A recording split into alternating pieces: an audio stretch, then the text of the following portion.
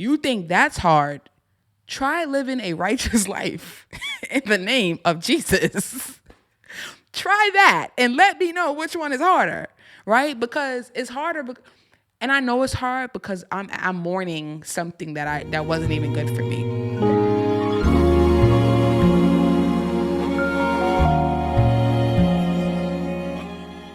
Welcome back to the Soulmates podcast.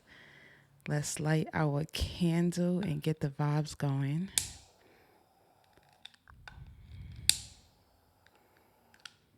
Let's set the tone. Okay. I'm loving this vibe. I'm loving this energy. I'm loving this space that I am in where I could just come to a place, a platform, and share my thoughts, unpack, laugh, heal, grow, rant, ramble on about life. First of all, how are you feeling today, soulmate? I'm sorry I didn't ask that. I hope you are well. And if you are well or not, leave a comment down below and let me know how you are doing. Okay, I want to know. Me personally, today I am feeling amazing. It is a Saturday afternoon and I have a good night ahead of me. I am claiming it now.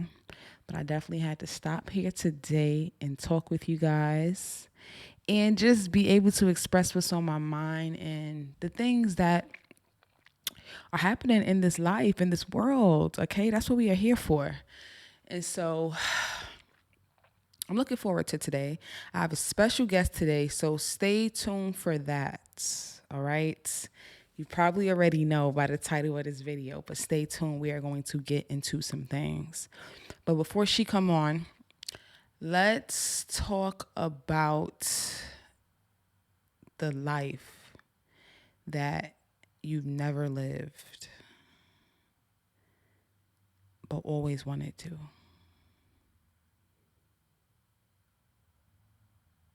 Can we talk about that for a second? For me personally, right? As a child, I always used to imagine like what my life would be like when I got older, or the type of life I wanted to live even in the moment. And for me, that had just showed me that I just always had a desire for more. I always had a desire for the finer things and just having that creative mind and spirit to just think of these type of things. And lately, right, as I've been healing and growing, and God has been showing me like a lot of the things that I wanted, they weren't necessarily negative or wrong or bad. It was just my intention behind it. And so it's like one of those things where it's like growing content with knowing that life won't be how you imagined it, but there is another life waiting for you that is actually your life and your real path and your real mission that is going to exceed what you could even imagine. And the best part about it is that, you won't have to sacrifice yourself for it, right? Because it's yours. You won't have to do things that you wouldn't normally do. You wouldn't have to be in spaces with people that you don't want to be around. You wouldn't have to deal with things that you don't deserve to deal with. And when I think about that, it made me think about the things that I was willing to do, the lengths that I was willing to go to have something that was never meant for me in the first place. Like, that was never meant for me. Like, that was never my life. It was never supposed to be my life, but I wanted it so bad. I wanted to just live this like materialistic, like super free, lustful. we being honest today. Oh my God, that life. I wanted to just like, and I don't think it was a want like, this is my dream. I think it was a want like, I felt like it was what I had control over.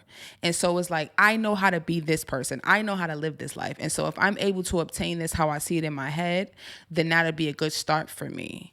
And nothing in my mind ever told me, or even in my spirit ever felt right about it. I just wouldn't give up at it. Because for me, it was just like, it felt like all I had at the time. This is all I had. This is all it is. Da, da, da. And so for the life of me, though, I couldn't see myself outside of that. And I think that's what the problem was. And that's what I mean when I say wanting a life that you never lived.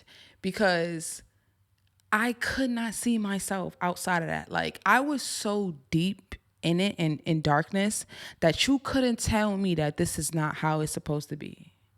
Because it was all I knew at that time. And but truthfully and honestly, something was always tugging at my spirit. Like, you could be doing this, you could be talking about that. I cried a lot. I was very emotional. I spent a lot of time even in anger because something was never right. And I think that's the grace of God. Like, even though you think you know something, even though you think you know everything, even though you think you know who you are, I'm not going to give up on you. I'm going to show you the life that I have for you. I'm going to do everything in my power to make sure that you live the life that I designed for you. Because once you get there and once you realize how much better it is, you will be like, yo, what was I thinking? I was tripping. I was settling. I was doing anything. Temporary happiness, temporary success. It was a lot. And so I'm just like, it's important, to realize the life that you want to live and the life that's actually meant for you. And sometimes I mourn. And you would think like, how are you sad about not living a life that wasn't good for you? Like, you just said it wasn't. But the reality is, like, I'm still learning how to be the new person. I don't know how to be the person that I am now yet fully. Like, I haven't been this person for a long time, like actually living it out. Like, I've always been that in my spirit, but in the physical, no, I have not. And so it's not easy learning how to take the high road. It's not easy, being patient and actually waiting for things to fall through versus just having this energy of like now instant gratification and, just wanting a quick fix. It's not easy, especially when you have to realize that living this life leaded by God, anointed, purposed, gifted, called, chosen, whatever you want to call it, is not just like clear, sunny skies, every day. There's trials, there's tribulations, there's tests that we have to go through to get to these higher places. And we have to choose God every single day. Every day. That's a choice. It's a choice. It ain't easy. If it was easy, we all would do it. We all would have done it our whole lives. Like, I wasn't even in this life that I am now before. And so it shows me and it lets me know that this life is not an easy life to live. It's actually harder. You think that's hard? Try living a righteous life in the name of Jesus. Try that and let me know which one is harder, right? Because it's harder. And I know it's hard because I'm mourning something that wasn't even good for me. Like, I'm mourning a life that I never even lived. Never even lived that life. I don't even know what that life is like. I never got the chance to see it through by the grace of God. Like, I possibly couldn't even be here today had I had lived that life out to the fullest. And the best part is I'm only in my 20s. And so I would have hate to gotten, and this is no shade to anyone who is still, struggling or anything like that. This is my personal experience. And so this is how I feel personally. We all have our own different timelines. Listen, God don't see time. Okay. He see love. He see his children. Keep in mind. But I would have hate to have gotten so long down that road and have never ever even tried to see what it was that was tugging at my spirit. Because even when I was younger, I always felt a disconnection with myself. And it was because I was fighting for my life. Like, I was legit fighting for my life. I didn't know I was fighting for my life. I just knew that I didn't feel right. Right? I didn't know. Well, I feel like I was fighting. I knew I was fighting for my life, but I didn't understand what was the life I was fighting for. Right? I just felt like overwhelmed, overstimulated, tired, fatigued, drained, incapable. I felt empty. And that's why I was always seeking all of this stuff, because I'm like, who's gonna love me? Do I even love myself? How am I going to get rich? I need money. I need money now. Okay? And if I have money now, I'll feel better. Because the only reason why I'm not happy is because I'm broke. Child, please. Girl, you're not happy because you're not happy. Like, if money could make you happy, you might as well go ahead and sell that soul, baby. Go. Just go ahead and sell it, child. Because what do you mean you would be happy if you wasn't broke? Now, hold on. I'm not trying to be controversial, because I know this is a running topic of money doesn't bring happiness type of thing. Now, to be clear, right? We need money to live. We need money to survive, and we need money to do things in this world. But the source of my unhappiness had nothing to do with what I needed to obtain outside of this world. It was what I wasn't getting at home. Because, hear me out, had I had those things that money could buy, right? And still hadn't had the things that I needed emotionally, mentally, spiritually, all of those type of things, nurture, compassion, attention, right? The things that we as kids just need, I still wouldn't have been happy, period. I'll just speak for myself, because who I am and the things that I require has nothing to do with how much money I can have. That's just how I am. I was born this way. I was born a person who needs to be nurtured. Emotionally, yes, I require a lot of attention, and it's always been that way. I cried a lot as a kid. I felt a lot of things that I didn't understand. I was the type of kid that I felt better if I had someone helping me through things rather than having to do it alone. I was anxious, and I was avoidant because I was anxious.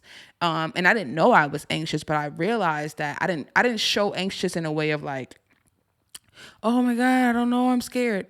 I show anxiety in a sense of I'm just not even going to look that way. Like, I'm going to completely turn the other way and not even and act like it doesn't exist. And so anxious avoidant. I was anxious avoidant. And that avoidance was not pure within me. And so it made me worse. It made me angry. It made me impulsive. It made me feel like insecure in a way. And it made me live through my ego in a very, very harsh way. Okay. I was very egotistical because I didn't feel safe in the world. And I don't feel like I had someone in my life, parental guidance at least, that made me feel safe in the world. Like, not like, oh, someone's gonna snatch me up and kidnap me safe. No, like, I don't feel like I know how to operate in this world alone. Everything that I need to do, I don't think I can do it by myself. I don't feel confident. That wasn't instilled in me. And so it's like, because I don't feel like I can get even that attention, and for many reasons, right? I'm just going to avoid the things that are good for me, and I'll just do the things that are bad for me because those are easier to do, right? It's easy to do the bad things, like smoking every day or drinking at a young age or hanging out late at night with your friends and doing things like that. It takes no confidence to do that. It's so easy to sin. It's so easy to do what you're not supposed to do. But when it comes to doing what you're supposed to do and staying disciplined and staying on track, You need to teach kids that. Kids need to be taught those things. Kids don't just grow up and know how to do that. It has to be instilled in them. And so those things weren't instilled in me. And so I had no real confidence in a greater purpose for myself. I just assumed that, well, if I have more money and I was able to obtain some type of wealth, then I'll be well off, because as long as I don't have to grow up in a cluttered, low income environment, I'll be fine. Like, if I have the clothes that I want, if I could go wherever I want, if I have a car and I like how I look, I like how I dress, I'll be good. Child, please. It wasn't good. It wasn't, because I've lived those lives in small portions. Like, in the sense of, like, there were times where I had money. Like, I had money, I had clothes, but my character was flawed. My spirit was broken. My heart was broken. And so when I got the money, I still didn't know what to do with it. I didn't know. All I could be was a broken person with money. And honestly, spiritually, I have grown to the point where I'm like, of course, I want to be financially stable, okay? And of course, I desire to have the finer things in life, period. But I want that on the side of being a truly happy person, being a truly peaceful, content person with God. And when God provides that for me in the midst of having this authentic happiness and contentment, those things are just an addition to my happiness. It's not the reason why. And I could enjoy them more. I can share more, right? Because sometimes when we have a bad relationship with money and ourselves and other humans, we don't know how to treat those things. We don't know how to take care of those things. We don't know how to steward over those things. And sometimes we could even be, we could over exaggerate how much we need, because we're afraid that we'll lose it all. We're afraid that we won't never have enough, or we're not used to having enough. And so, I learned that too. Like, I was buying things I didn't even need, because I always wanted to feel like I had enough. But the reality is, I always wanted to feel like I was enough. Not that I had enough. And so I was confusing, what I wanted with what I needed in real life. And so, yes, this is just the reality. Oh, Soulmates podcast. Hold on. Let me take a sip, y'all, because this just went somewhere. The best part about this conversation is that it's the truth. And I get to tell my truth finally. And it has not been easy, but it heals me every day knowing that I get to spread this authenticity and this light within myself. So yes, I am. It's a long road, right? And it's not easy, switching paths. It's not easy overcoming, darkness. It's not easy stepping out of sin when we were literally born into it. Like, everybody sins. No one is exempt from that conversation. No one has never not sinned. And this is not about living a perfect life. This is about living a God-led life. This is about living an authentic life for me personally. Everybody has their own, goals and desires that they want to reach. But I fought so hard. I fought so hard through darkness. I fought so hard through the pain.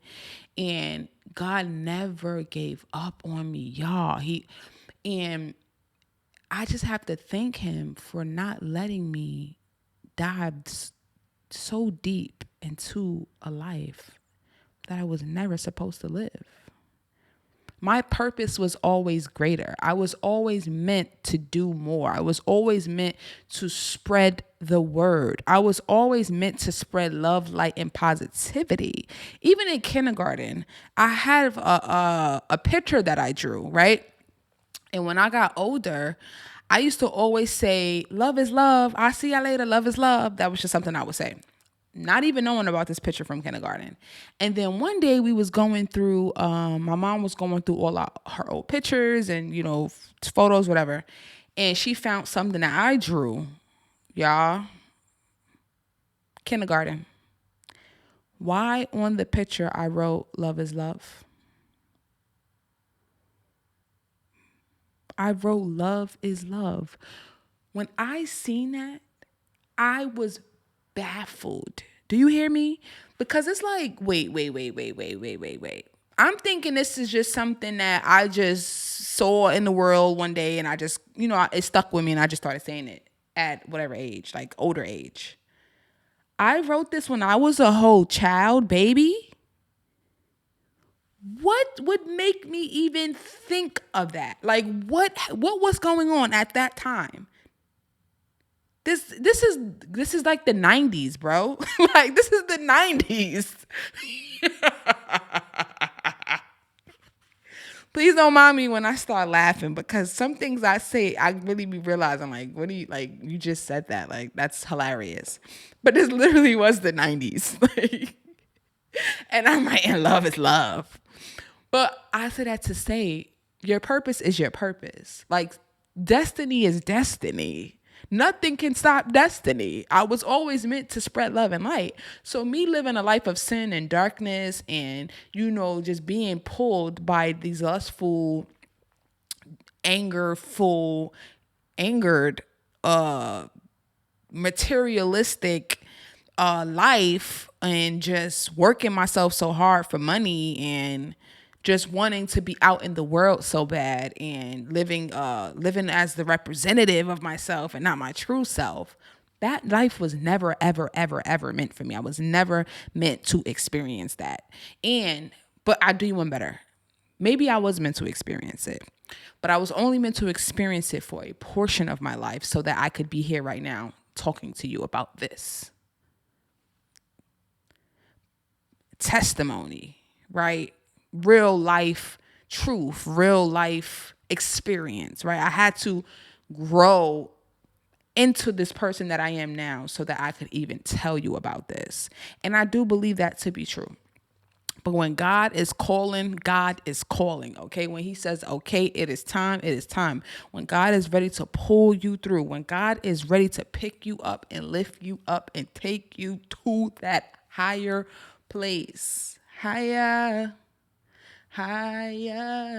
saying, hey. Like, what made her say that? When I say God is king, okay?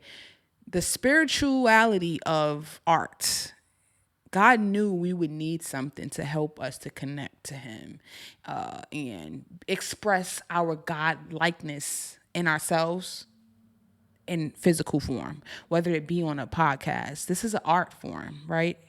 Whether it be making a song. I feel like these ideas come from the Holy Spirit. Like this is not us. We're not that powerful in ourselves as the flesh to even think of this type of stuff. Like this is Holy Spirit led. Now you can get thoughts from God and use them for bad, of course. But that has everything to do with you as the person in the flesh, not the person in the spirit, right?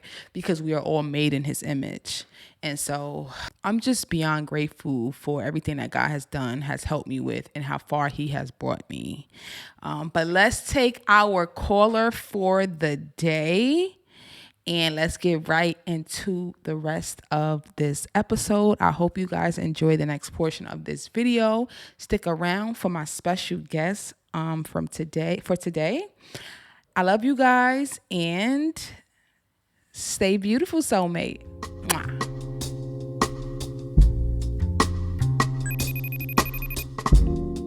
As just being a person, right? We're just people. You're not like you're just a girl. And so I'm just a girl. What am I supposed to do? And I feel like everybody's gonna be for themselves at the end of the day. So it's just like having those trust issues now, and not really wanting to experience everything with just anybody. Ooh, hold on. Hold on. You spitting right now. That's a bar. Cause this episode was so good. I want to give it to y'all good right now.